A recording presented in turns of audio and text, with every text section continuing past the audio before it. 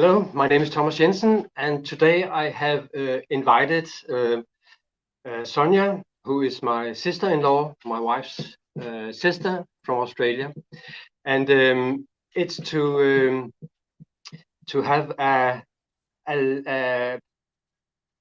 what you call that, to see how relatives experience when some of their relatives have their kids forcibly removed. Welcome to you, Sonia. Thank you, Thomas. And for those of you who don't know my story, you can find it another place on my YouTube channel. Sonia, we were sentenced to have our kids forcibly removed, and we left Denmark, and it was quite a chaos. How did you experience all this? What happened? What was your reaction? How did you experience all this as a relative? Well, in the beginning, I, of course, was unaware of what was happening. So, Anita and my sister, we, correspond periodically on social media. And, it might be a short conversation, and sometimes we physically talk to each other. And I remember the last post that I put up that she didn't respond to was around our mother's birthday. Mum had passed away, of course, but it was her birthday. And she didn't respond. I thought, oh, well, that's no big deal. But then there was still nothing and still nothing and still nothing. And in the beginning, I wasn't concerned. I just thought, oh, well, something might be going on with the kids, teenage kids, stuff happens, life, all of that. So initially I wasn't concerned. But when it got up to a month and I spoke to another sister and she also hadn't heard from Anita, there were little concerns, again, not big time. And then we both tried emailing, texting, calling, both her and your phone, and nothing. And that's the point I started to get worried that something was wrong. And I don't even know that I thought it was really serious, but I thought, now this is strange to not respond, even a text message to any of them. And of course, the longer it went on, the more worried I became that something bad had happened. Yes, of course. I wondered if one of you had a breakdown or, something bad had happened. I certainly didn't deem that it was anything like I eventually found out. But I even wondered if one of you had died, or you'd all died in a car accident or something. And so it was really awful to have no idea of what was going on. And of course, being completely on the other side of the world, have no power to do anything. It was pretty awful the longer it went on, until I got a phone call from you 5 months later. Yeah, it's a long time waiting. As you know, we were afraid to be tracked and by the Danish police, because we took the Danish out of the country, and that was illegal. So we threw away our SIM cards and all that, because we were really afraid of being followed by the Danish police. That's just to explain what happened. I know you know. What then you found out what had happened. And I can imagine it sounded quite hard to believe. Well, it did, because could you in Australia over the years, I've always worked with initially teaching, and then working with parents, and then working with agencies who look after and protect children. Not me directly protecting them, but helping the parents. in a different way to your Yeah. situation, but that would have been a possibility for me to be involved in something like that. And, you know, because we're all in pretty much any country or family even that we grow up in, we like to believe that the systems work. And so when you told me that, you know, people were trying to take your kids away, my logical brain of my experience is going, well, you or Anita or you two together must have done something wrong, because that's the only reason people take children off you. You know, you must have done something wrong. And, you know, I'm thinking drugs, and I'm going, no, I've never seen any evidence of that. Abuse, no, I've not seen any evidence of that. Like sexual abuse of the kids, I've not seen any evidence of that. And in fact, over the years that I visited you both in Denmark on many occasions, I nearly every single time have said to Anita at the end, you are so good with your kids in the care you give them, and the fact that you're very affectionate with them, you explain things to them. So on one hand, I was having my history, my experience, my work experience telling me you must have done something inappropriate or bad or something.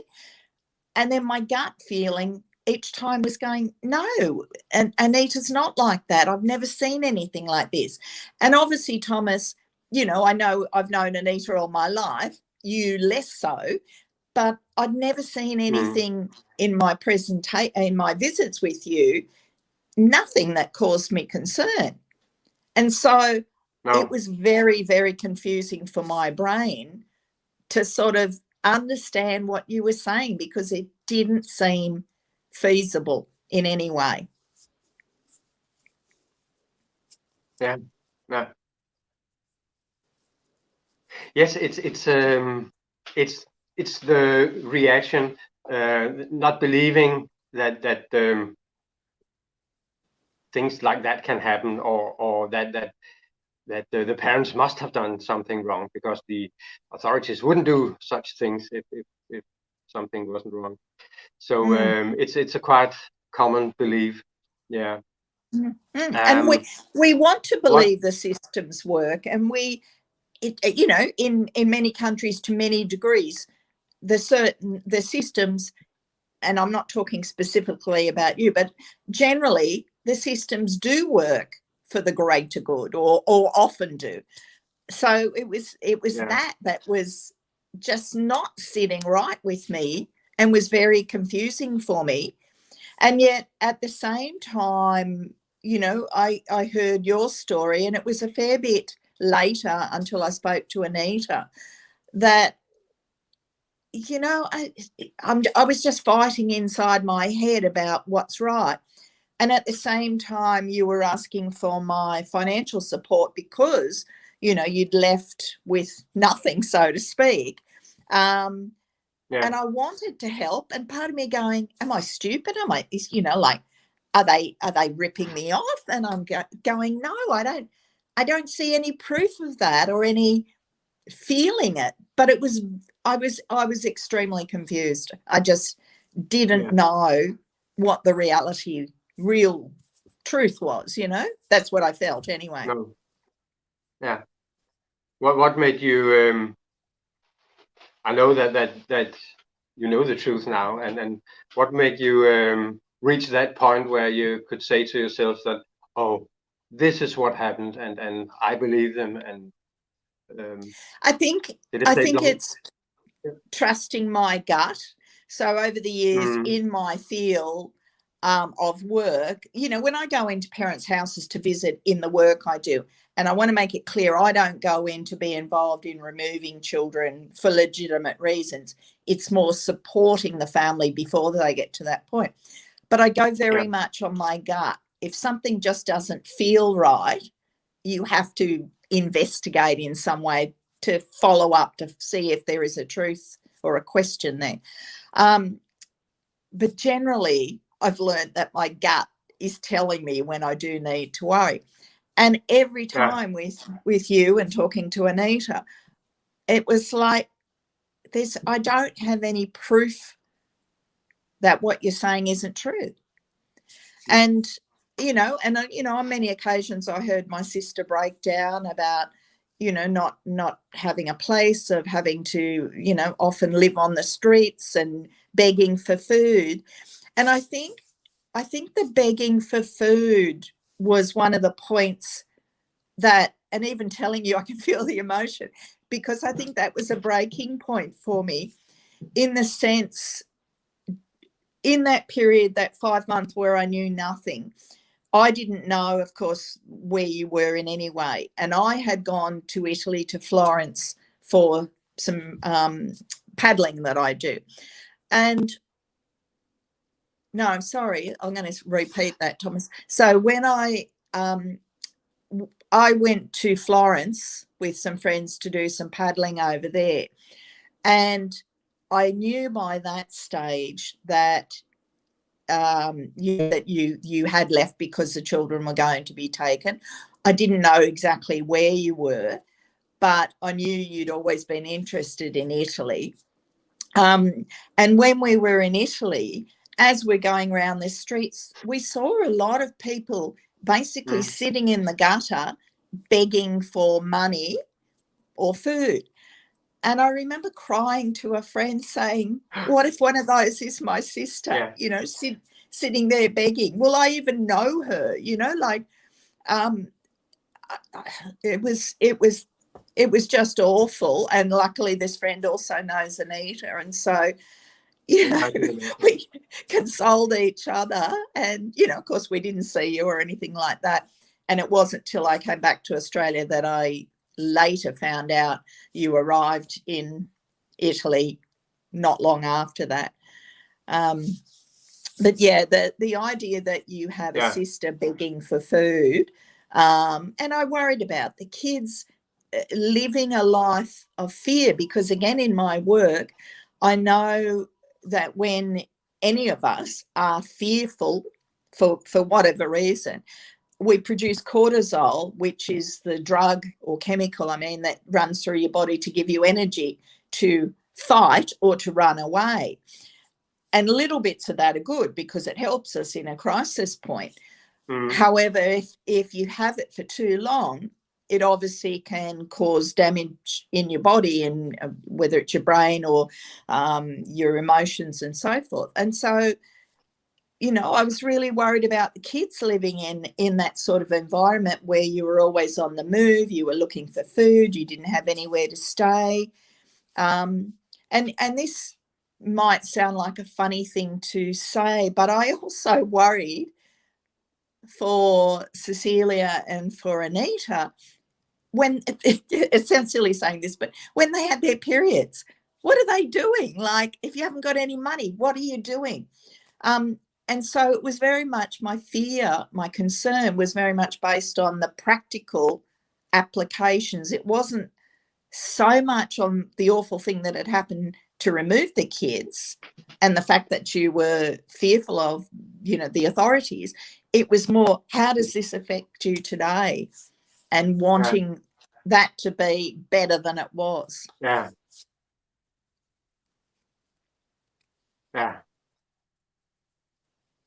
It must have been, quite hard. And I think it's a thing that many people forget. It's the relatives, how it also affects relatives, and close friends. And I think too. Have you? Because of oh, sorry, Thomas. Oh, I was going to say I think too. Go on.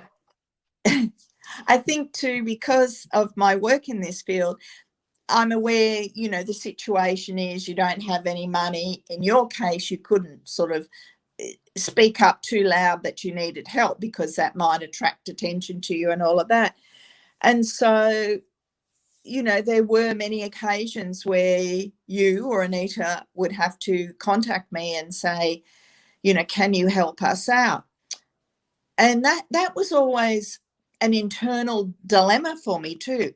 I wanted to help you because clearly you were in crisis situation to be able to feed the kids and yourself and maybe have a accommodation. And at the same time, and this may sound selfish, but this is the reality of it, was that part of me is going, this money that I have saved up is for my retirement. How much am I going to give away? Can you repeat that? Can you repeat the last sentence, because there is some bad connection, so I couldn't hear the last sentence you said, or the last sentences, the last few sentences. Yeah, okay, I might just start that again. Yeah, so on quite a few occasions, you or Anita would contact me to say, you know, could I help you out financially because, you know, you needed accommodation. I remember one time it was raining, your backpacks with everything you had in got wet, you were cold, it was winter. And I was always torn. Of course I wanted to help you. I didn't want you to be in this situation. And at the same time, part of me is going, I've worked hard for my money, and this money is for me when I retire, when I'm old, and for me to do what I want with. How much am I going to give you? How much is okay? When will this stop? And it got to the point that if I saw a text message from you or Anita, you know, when it pops up on your phone or social media, I would just not want to even look at it to see what it said, because I could feel my anxiety creeping up about, well, what's happening now? And I think it's a trauma response in my case, that my level of anxiety about the situation is this high, and now there's another message. Is that going to take me higher, or is it just, oh, I just wanted to talk? So, you know, sometimes I would leave it for a couple of hours before I would even look to see what the message was, because of that apprehension about what it might be. And then I told a couple of friends what was going on, and a couple of them just straight away said, tell us what you need. And, you know, they just gave me small amounts of money to forward to you. So that's an interesting response as well, that I would imagine can happen again, because we want to believe the system. And if the system takes your kids, well, you probably must have done something. So I understand it's very challenging for people to think, wow, maybe this system doesn't work or isn't working this time. In Denmark, we experience that if people are not directly involved in this, if you know, the families that the parents and the kids that have been taken away, they hear about it and say that it's awful, and then more or less forget about it. It's quite common in Denmark. I think it's understandable. I don't know how it is elsewhere in the world. I think it's understandable, Thomas, because, for example, if I had a miscarriage, and I know you can't, but if it was Anita I was talking to and she hasn't had a miscarriage, she can't possibly understand what it's like. And if I haven't had a situation where my house is burnt down, how can I really understand what it's like for somebody whose house is burnt down? So I know it's a different story, but we can never really know what it's like to walk in somebody else's path. We just know our show, you know. Yeah. Yeah.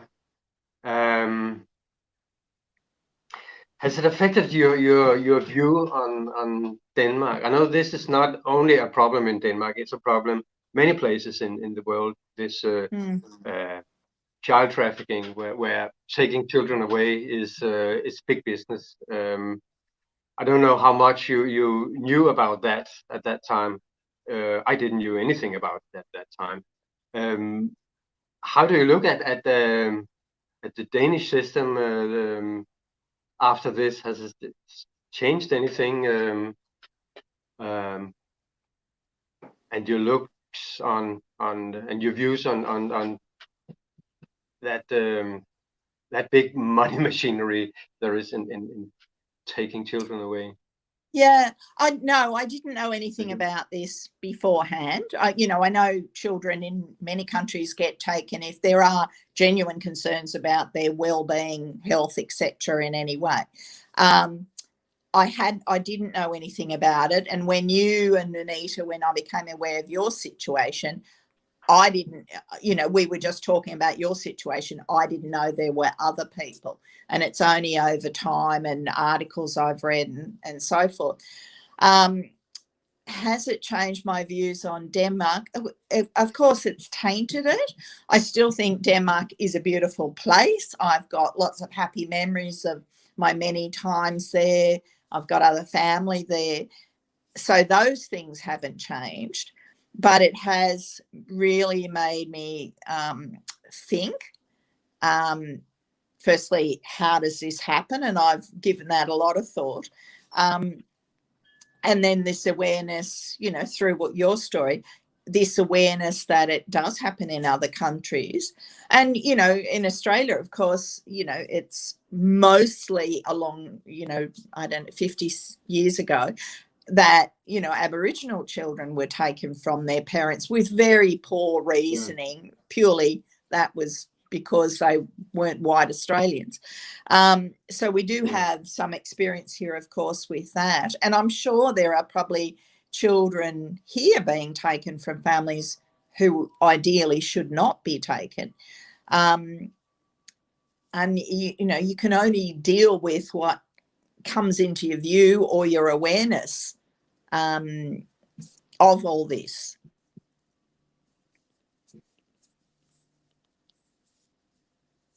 Yeah.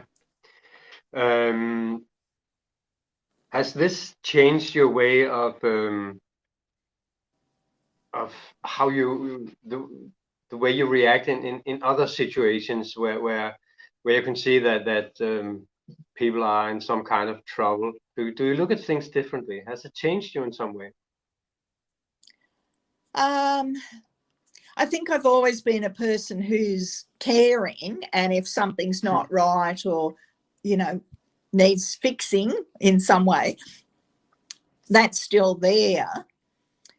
Has it changed me? It's made me, think about this.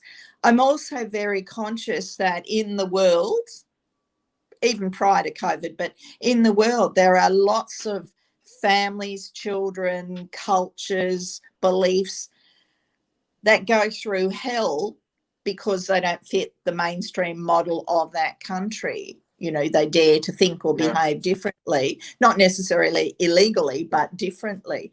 And I, as one individual, I can't do anything about all of those things. I can focus on one or two things, but I've limited resources and time and your own mental health and well-being.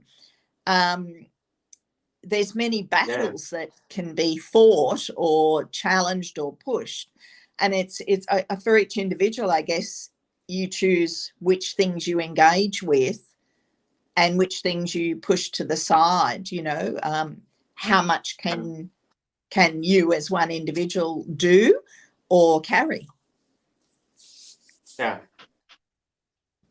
you have to choose your battles and where you put your energy.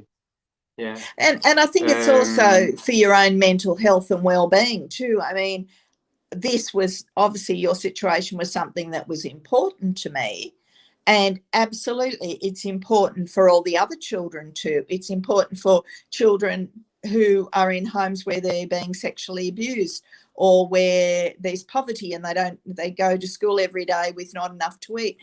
I could get upset about and try to do something about those things.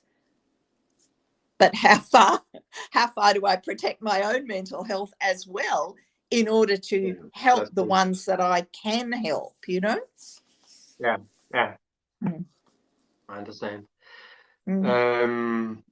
How was it to talk to your our children, your nephew and niece? I don't know when the first time was that you talked to them, and Yeah. also after they have been taken away and put in an orphanage in Florence, Italy. How was it to talk to them? I, If you I did talk to them, or did you write to them, or what kind of contact do you have? I think when they were in Italy, I did start emailing. I don't think at that stage I spoke to them. I just emailed. Nikolai would send me some photos of a couple of things that he'd taken pictures of. It was limited contact. And I guess to a degree, my primary focus was Anita. So I wanted to help her to be as capable and as strong as she could be by knowing she could always talk to me. Because I do believe, and this is no offense to all the amazing dads in the world, that the mum is the pivotal person in the family. If mum's okay, generally the other parts, she can help pull those together. Now, I'm aware in this case she couldn't pull them together, but she was my primary focus. When I did email the kids, they did write back, mostly Nikolai. And then I did at some stage start talking to them. I can't recall if they were still in Florence or after they were taken back to Denmark. Nikolai actually surprised me because, I feel like he and I have got some connection because we just fit together easily.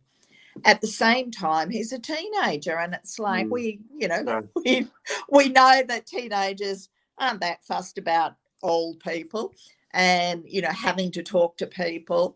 But I remember one time a while ago now that I spoke to him. We spoke for half an hour, which is a long time to be on the phone with a teenager. Actually, it might have been 3/4 of an hour. And I was very impressed with his conversation. We were talking about some neuroscience, brain stuff that we're both keen on. And he was telling me what he was doing. And it was just wonderful that despite all the awful stuff that the kids have been through, he was this young man who, on the presentation to me, felt like he was fairly together. And of course, he could have been pretending for a lot of that. But what I saw and felt was he's okay right now. The first few times I spoke to Cecilia, she was the same. But gradually, I've noticed over the last probably year, she has become more distant. And she might be in that teenage phase too, in that sense. But also, she's reacting differently to the situation, which we, human beings, we do. Yes. Yeah. I guess one thing to add there, Thomas, is that I've actually, despite the fact I have some concerns, particularly about Cecilia and how she is in terms of well-being, I think it is a testament to both you and Anita that before this all happened and during the time that you were still together, but hiding from the authorities. Yeah. Sonia, there was a blackout with the. Yeah, I've lost you at the moment. Right, we're back. Can you hear me now? Yeah. Right. Yes. Yeah, so with the children, I guess this is a testament to you and Anita that despite all the trauma they've been through, from the time you were active parenting before all this happened, and then in that period when you were away from the authorities and you were, looking for accommodation and food and stuff, that the children have had a good grounding in behaving well, in speaking up, even though, you know, kids when they're younger don't, but, you know, you've shown them how to do that. And so you might, in this situation, you might have expected to see two extremely broken, crying, having eating disorders, self-harm thoughts, all of these things that you could say were a fairly not surprising response to the trauma. But yet you have Nikolai, who I'm sure they both have been affected by trauma, no doubt about that. But he's really, on the surface, presenting as a fairly together young man. Cecilia, you know, like I was Yes. implying that she has some concerns, but she's also holding it together on the surface quite well. So I think, you know, there's been good stuff that's gone in, that they have that capacity within them.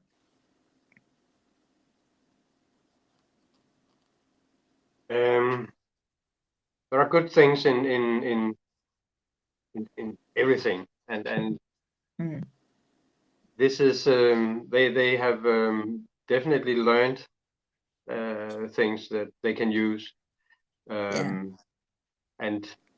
especially Nikolai has been quite conscious about all this. Cecile has been more, you know, in a survival mode, but yeah. And I mean, Sonia, that's true in life, isn't it? That we don't wish trauma and hard times on us or anybody, but often in that adversity situation, you do find this inner strength to carry on in some shape or form, that the outcome of that is good, but it's unfortunate we have to go through the trauma to get it or access it.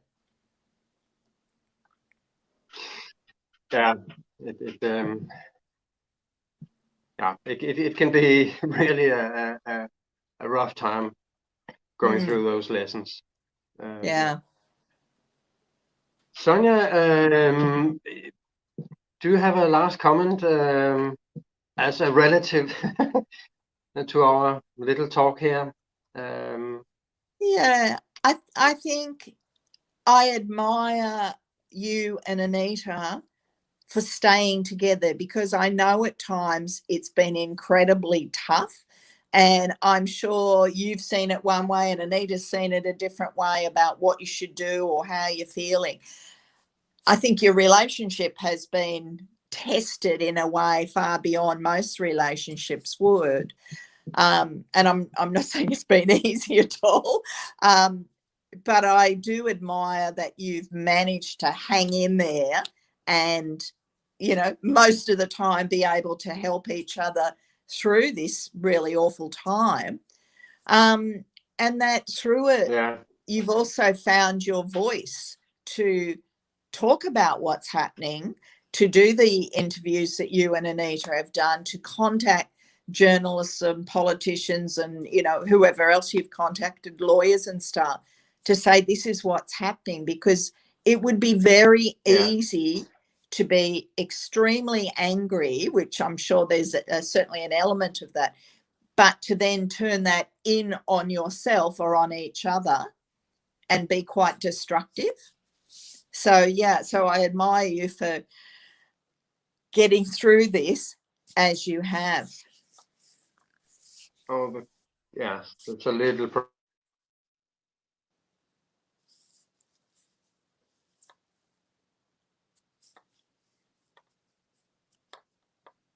that connection. Yeah. I was confused, I was afraid, and then I got very angry. And it has been a tremendous, an enormous lesson for me, all this. And I know that anger just feeds that, give nourish to that evil system. So it doesn't help using anger. I understand that people get angry and frustrated and perhaps even violent, but it only it will only support that system and that way of treating other people. Yeah. And I think when you're in this situation of a tough, really, when you're in a situation where it's a really tough time, you can put all your energy on focusing on the problem, or you can put your energy on focusing on a solution. You can't do both effectively. Yeah. So, yeah. And I know you haven't got the solution you want yet, but you've been investing a lot in getting there. It will be there. It's just around the corner. Yeah. I can assure you. Yeah. I can't wait till I'm allowed to come there and see all four of you together. That will be a special day. Yeah, we will. We are so looking forward to seeing you and welcome you in our home, all four of us. Yeah, absolutely. I can tell the viewers that Sonia has been almost the only supporter that we have had among friends and families. During all this, we have met a lot of other people, on our friends and very good acquaintances. But Sonia has been there all the time, and thank you so much for that, Sonia. I have no words for it. It meant everything, I must say. Sonia, it has been a pleasure talking to you, and I think it's important that people also see this from another angle. How is it for relatives to experience these things? Yeah. So thank you so much, Sonia. Pleasure. And, thanks, Thomas. You're welcome. And to all of you, have a very nice day, and see you sometime later. Bye-bye. Thank you. Bye.